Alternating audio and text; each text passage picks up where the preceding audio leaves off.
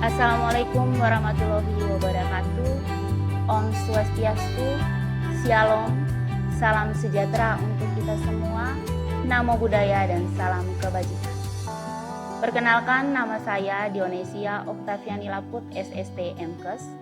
Saya merupakan salah satu dosen tetap di program studi Sarjana dan Profesi Kebidanan Fakultas Ilmu Kesehatan Unika Santo Paulus Ruteng. Video ini saya buat untuk mengikuti sertifikasi dosen tahun 2025 sebagai salah satu syarat dalam bidang pengajaran. Salah satu mata kuliah yang saya ambil pada Prodi Sarjana dan Profesi Kebidanan Unika Santo Paulus Ruteng adalah mata kuliah Asuhan Kebidanan Kehamilan. Mata kuliah ini adalah salah satu mata kuliah wajib dan merupakan mata kuliah kompetensi yang harus diikuti oleh mahasiswa pada semester 4. Mata kuliah ini mempunyai bobot 4 SKS, di mana 4 SKS itu terbagi di dalam 2 SKS teori dan 2 SKS praktik di laboratorium. Kemudian mata kuliah ini akan ditempuh selama 16 kali pertemuan, di mana 14 kali pertemuan tatap muka dan ada 2 pertemuan yaitu ujian tengah semester dan ujian akhir semester. Mata kuliah ini bertujuan untuk memberikan kemampuan kepada peserta didik untuk memberikan asuhan kebidanan pada ibu hamil normal dengan memperhatikan aspek budaya yang didasari oleh konsep-konsep dan juga oleh sikap dan keterampilan serta hasil evidence-based dalam praktek antenatal care yang menggunakan pendekatan manajemen kebidanan yang berfokus pada upaya preventif dan promotif, deteksi dini komplikasi, serta pendokumentasian asuhan dan juga tanggap terhadap budaya. Adapun materi pembelajaran pada mata kuliah ini adalah tentang penyulit dan komplikasi kehamilan yang meliputi tanda bahaya kehamilan pada usia muda dan juga pada usia lanjut. Adapun sistem perkuliahan ini adalah 100% tatap muka. Kemudian metode pembelajaran yang saya gunakan adalah student center learning dan media yang saya gunakan itu adalah ada PPT, pointer, LCD dan juga laptop. Sistem penilaian dalam mata kuliah ini mencakup 4 aspek yang di mana setiap 4 aspek itu mempunyai bobot perhitungannya masing-masing. Yang pertama adalah dihitung dari partisipasi. Partisipasi ini meliputi kehadiran dan keaktifan di kelas, di mana partisipasi ini diberikan bobot 10%. Kemudian yang kedua adalah penugasan yang diberikan bobot 20%. Kemudian ujian tengah semester diberi bobot 30% dan ujian akhir semester diberikan bobot 40%. Berikut adalah cuplikan video pembelajaran materi kuliah Asuhan Kebidanan Kehamilan yang saya ambil dalam pertemuan ke-12. Selamat menyaksikan. Oke, baik, selamat pagi untuk kita semua. Selamat pagi, Ibu. Selamat bertemu kembali di pertemuan kita yang ke-12. Kali lalu kita sudah membahas ketidaknyamanan dalam kehamilan. Maka hari ini yang akan kita bahas adalah tanda dan bahaya pada kehamilan. Baik, sebelum kita memulai perkuliahan kita hari ini, saya minta satu orang untuk memimpin kita dalam doa. Silakan, siapa yang bisa? Ya.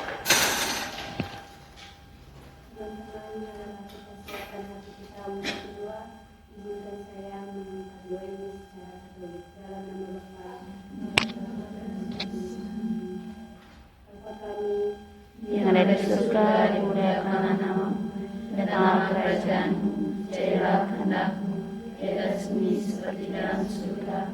Berilah kami rezeki pada hari ini, dan ampunilah kesalahan kami, seperti kami pun mengampuni yang bersalah kepada kami, dan jangan masukkan kami ke dalam percobaan, tetapi bebaskanlah kami dari yang jahat. Oke, terima kasih. Jadi materi yang ke-12 ini tentu sangat penting untuk kita pelajari karena kita selalu berhubungan dengan ibu hamil setiap harinya. Dan tanda bahaya ini kalau tidak dicegah dengan cepat, dia akan menyebabkan kematian ibu dan bayi. Oke. Sebelum kita memasuki materi yang akan kita bahas hari ini, saya akan jelaskan bahwa ya seperti yang saya sudah jelaskan sebelumnya di dalam RPS ya bahwa kita ada bobot penilaian ya untuk nanti yang akan menjadi acuan kita dalam menentukan kalian punya nilai akhir. Ya jadi kehadiran ya itu disebut partisipasi. Dinilai itu adalah sebesar 10%. Jadi harus hadir minimal itu 75%. Ya, baik secara teori maupun di laboratorium ya. Kalau di laboratorium pastinya harus 100% hadir ya. Kemudian penugasan ya, Ibu selalu memberikan tugas toh ya. Jadi penugasan itu kami kasih bobot 20% ya. Setelah itu nanti nilai ujian tengah semesternya 30%, kemudian nilai ujian akhir semesternya adalah 40%. Oke, paham dulu untuk bobot penilaian? Paham, ya. Jadi harus aktif di kelas, kemudian harus aktif juga datang ke kampus untuk mengikuti perkuliahan karena lumayan dia punya bobot ada 10%. Kemudian ya, ini nanti untuk mata kuliah ini saya memakai sumber pustaka dari Kasmiati dan Situmorang. Itu adalah buku asuhan kebidanan kehamilan yang terbaru. Ya, nanti adik-adik bisa cari ataupun beli di toko buku. Ya, oke. Kemudian dilihat. Nah, ini salah satu tanda bahaya. Coba dilihat. Kira-kira ibunya mengalami apa? Perdarahan. Oke, ya, dia mengalami perdarahan. Nah, dia mengalami perdarahan yang banyak. Tiba-tiba bangun, lihat di tempat tidur sudah ada bercak darah. Sedangkan ibu hamil tidak haid kan? Ya. Jadi kalau misalnya dia mengalami perdarahan pada saat hamil, bahwa itu dia mengalami tanda bahaya. Jadi harus segera menemui bidan. Ya.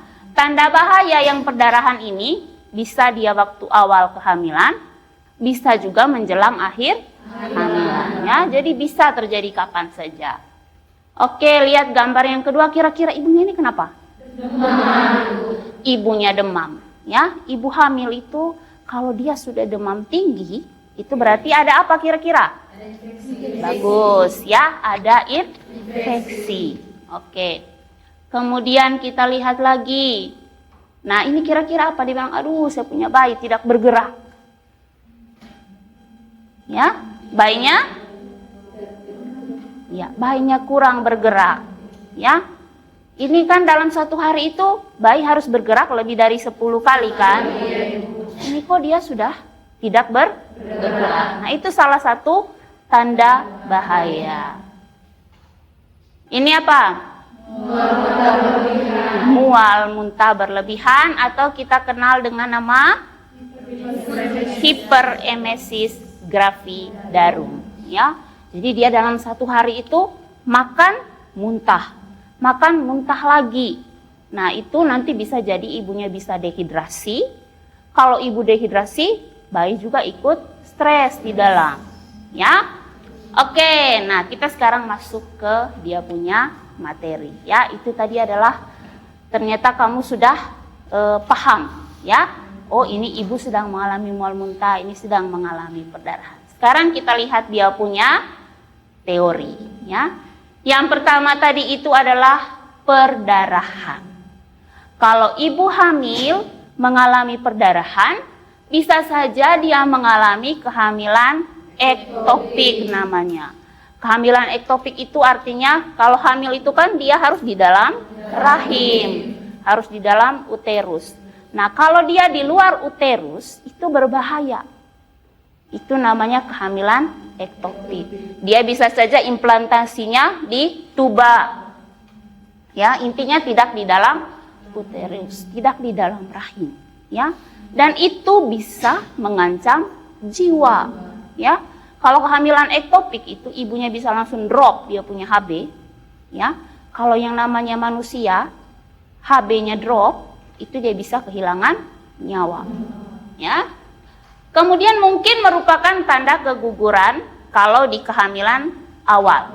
Ya, mungkin saja dia mengalami keguguran. Ya. Kemudian gejala solusio plasenta. Plasentanya lepas ya dari dia punya perekatan di dinding rahim. Ya, itu bisa menyebabkan perdarahan yang banyak. Kemudian kalau sudah mengalami perdarahan seperti ini, kemungkinan bayinya akan terlahir prematur. Ya, dia lahir sebelum waktunya. Ya, perdarahan itu tidak boleh terjadi pada ibu hamil.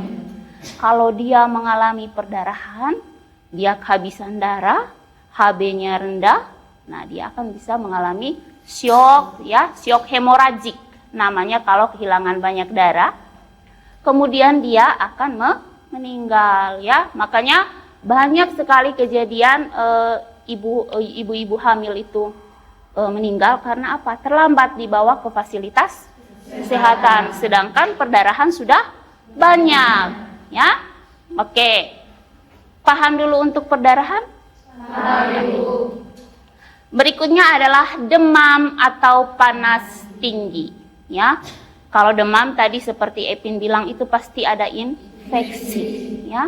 Jadi kalau ibu hamil demam atau panas tinggi, ya, itu bisa membahayakan bayi di dalam kandungan, ya. Dia bisa juga terkena infeksi, ya. Kemudian masuklah virus dan bakteri, ya. Masuk virus dan bakteri kemudian bisa menyebabkan keguguran ataupun kelahiran prematur. Ya, jadi ibu hamil wajib untuk menjaga kebersihan, ya, kebersihan diri, ya, khusus untuk personal higien ibu hamil itu wajib kita tekankan, ya. Itu untuk demam atau panas tinggi. Ya. Kemudian tanda bahaya selanjutnya, ya ini tadi ya, seperti gambar yang sudah kita lihat, ya. Kemudian bayi tidak bergerak, ya. Makanya penting, ya, ibu itu tidak boleh kekurangan energi kronik, ya. Mereka itu tidak boleh ya. Nutrisi harus cukup karena nutrisi bayi itu kan berasal dari ibu melalui plasenta, ya. Jadi kalau misalnya nutrisi ibu itu kurang, ya bayi di dalam juga kurang dia punya nutrisi sehingga dia juga lemes di dalam, ya, tidak bergerak, ya. Kemudian atau mungkin kalau dia tidak bergerak itu adalah pertumbuhannya terganggu, ya. Ada mungkin ibunya terkena infeksi, misalnya dia ada infeksi virus, mempengaruhi pertumbuhan janin di dalam kandungan, ya, sehingga dia tidak bisa bergerak. Kemudian karena ketuban pecah dini, ya. Ketuban pecah dini itu ketubannya pecah duluan sebelum ada tanda-tanda persalinan, ya. Jadi bayinya di dalam juga kekurangan karena dia kan hidup di dalam selaput ketuban di mana ada air ketuban dalamnya.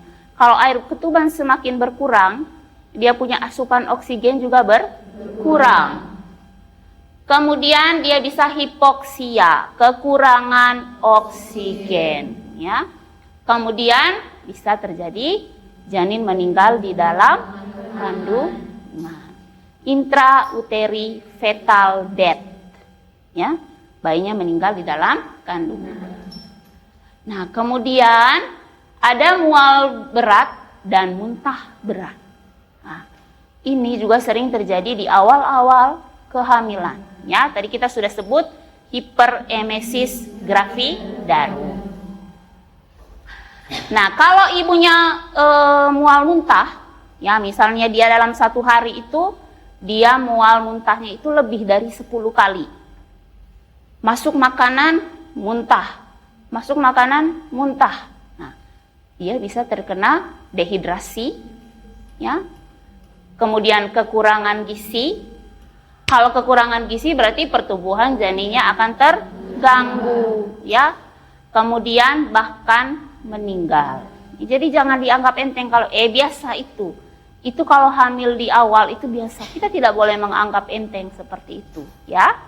Jadi kalau dia mual muntah itu harus selalu diatasi, ya. Misalnya kalau konseling dari kita itu biasanya kan ibu walaupun mual muntah harus tetap makan sedikit tapi sering, ya.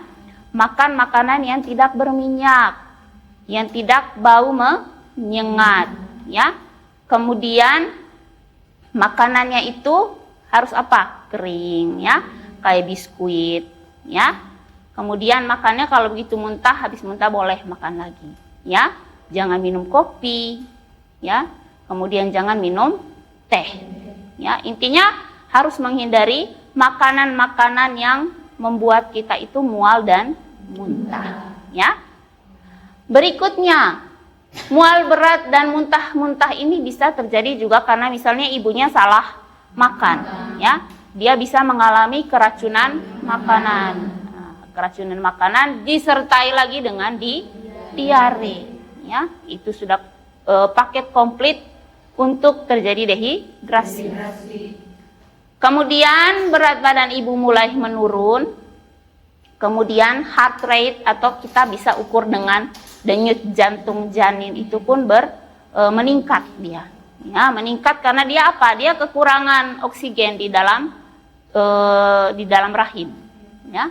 Kemudian tekanan darah ibu pun menurun. Ya, karena aktivitas mual muntah berat itu kan juga dia tidak bisa tidur. Ya. Kemudian dia punya tekanan darah akan menurun karena lelah. Ya, ini untuk sudah keberapa ini? Tanda bahaya yang keempat. Ya, ini dia muntah terus, tidak mau makan, ya, sampai mengganggu aktivitas ibu.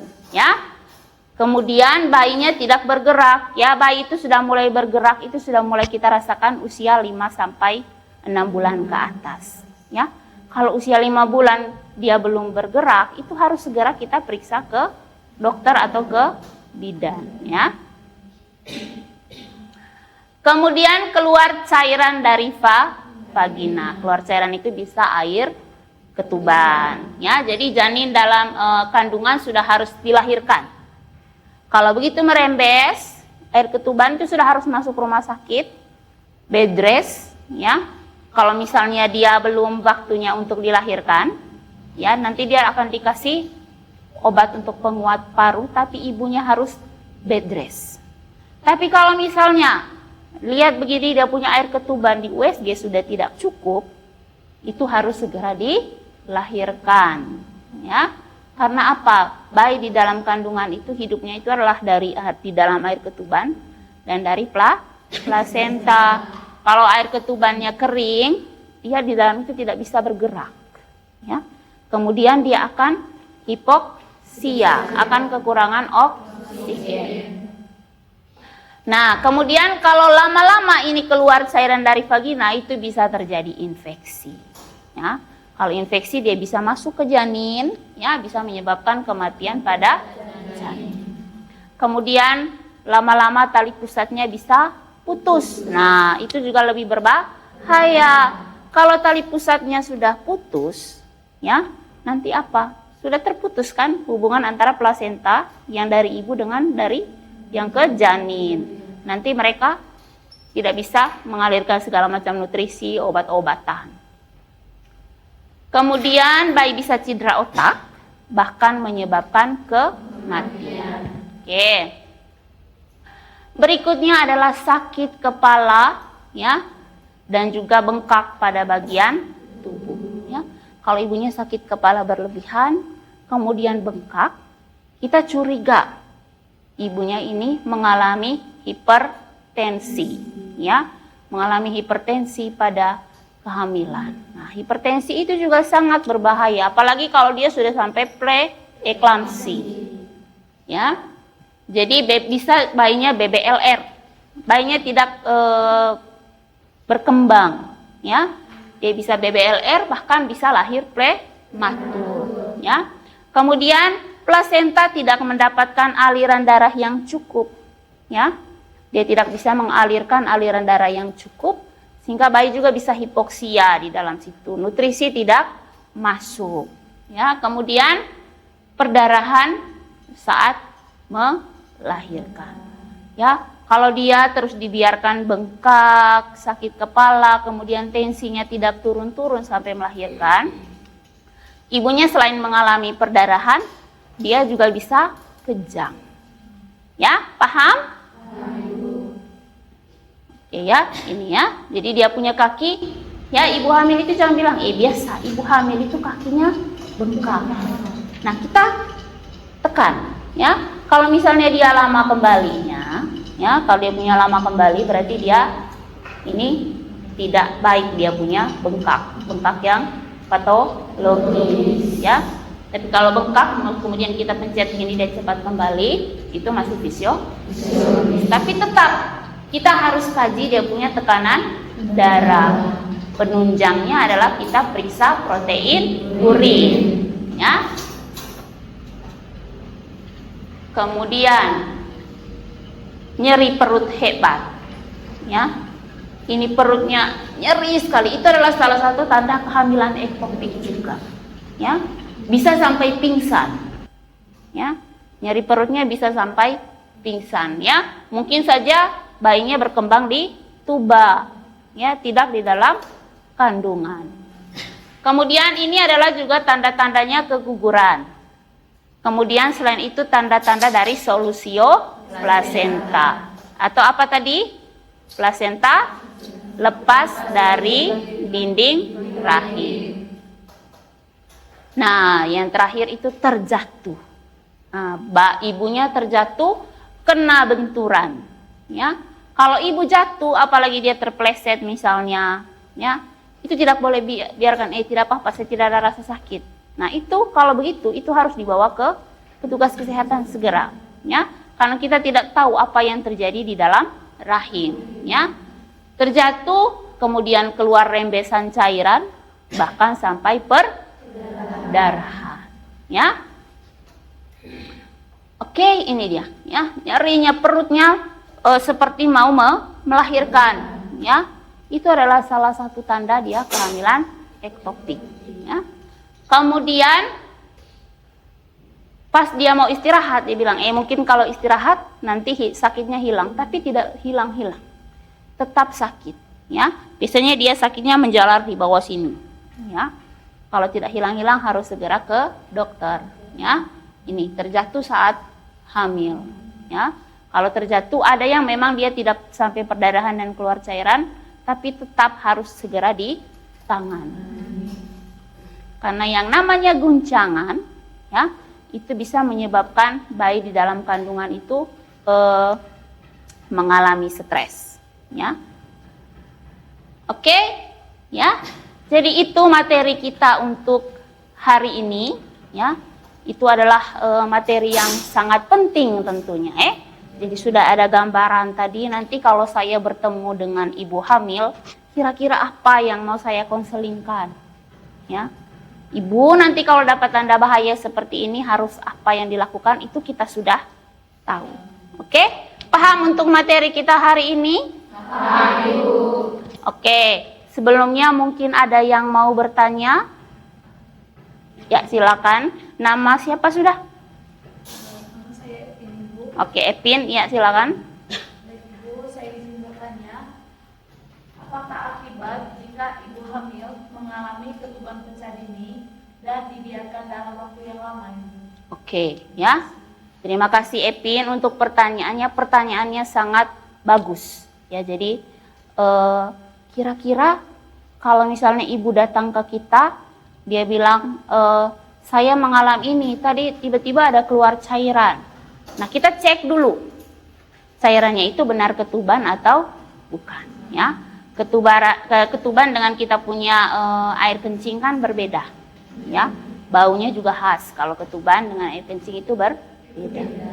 Pas diperiksa ternyata air ketuban. Nah, kita bilang ibu harus segera ke rumah sakit. Tidak boleh di puskesmas atau di pusku apalagi, ya. Ibu harus segera ke rumah sakit biar nanti di rumah sakit bisa bed rest. Akibatnya apa kalau tidak ditangani? Akibatnya adalah bayinya bisa mengalami hipoksia, kekurangan oksigen di dalam kandungan. Ya, karena bayi itu seperti yang saya sudah jelaskan tadi, dia itu hidup di dalam selaput ketuban. Ya, di dalamnya itu ada air ketuban. Ya, di dalam itu dia bisa bergerak-gerak. Ya, kemudian oksigen penuh dalam situ. Nah, kalau dia punya air ketuban lama-lama berkurang, dia punya pergerakan juga berkurang. Ya, kemudian oksigen juga sudah mulai berkurang. Ya, bayinya bisa stres. Ya, bayinya bisa stres, kemudian dia bisa tadi salah satu tanda bahaya adalah dia tidak bisa bergerak. Ya, pergerakannya kurang, DJJ-nya meningkat. Ya, DJJ meningkat. Kalau DJJ meningkat itu artinya dia stres. Ya, kemudian yang paling terakhir adalah bisa terjadi infeksi. Ya, kalau sudah infeksi, kekurangan oksigen, kekurangan cairan ketuban itu bisa menyebabkan bayi meninggal. Ya, paham Epin? Paham, Bu. Oke. Ya, bagaimana, ada yang mau bertanya lagi? Tidak ada, sudah pas? Oke ya. Semoga materi ini bermanfaat untuk kita semua ya. Tapi sebelum kita tutup untuk materi kita hari ini, mungkin bisa ada satu orang yang bisa menyimpulkan materi kita hari ini. Biar saya tahu, oh ternyata mahasiswa kelas 2024C bisa paham ya dengan materi yang diajarkan hari ini. Oke, siapa yang bisa menyimpulkan? Oke, silakan. Namanya siapa dulu? Fani, Bu. Oke, Fani ya, silakan. Baik, terima kasih untuk kesempatannya Ibu. Jadi untuk kesimpulan yang bisa diambil dari pertemuan hari ini adalah tentang tanda bahaya kehamilan, di mana tanda bahaya ini terdiri dari perdarahan, mual muntah berlebihan dari kepala hebat, serta bengkak pada wajah dan kaki. Jadi untuk tanda bahaya ini harus segera diinformasikan kepada ibu hamil agar ibu hamil bisa segera ke petugas kesehatan jika mendapatkan masalah seperti yang dijelaskan. Sekian dan terima kasih. Oke, bagus sekali Fani. Ya, jadi saya sangat senang karena ternyata kalian sudah sangat paham dengan materi yang saya ajarkan. Oke, adik-adik sekalian, karena waktu kita sudah terbatas, ya. Kita sudah melakukan perkuliahan selama kurang lebih 2 jam. Ya, jadi kita tutup perkuliahan kita hari ini. Nanti akan ada tugas untuk materi ini. Saya akan kirimkan melalui e-learning kita di Moodle. Ya, nanti kalian bisa cek masing-masing tugasnya, paling lambat akan saya kirim sebentar sore. Ya, bagaimana, paham? Paham, Ibu. Oke, baik, terima kasih untuk hari ini. Kita ketemu lagi di pertemuan selanjutnya dan selamat siang. Selamat siang, Ibu.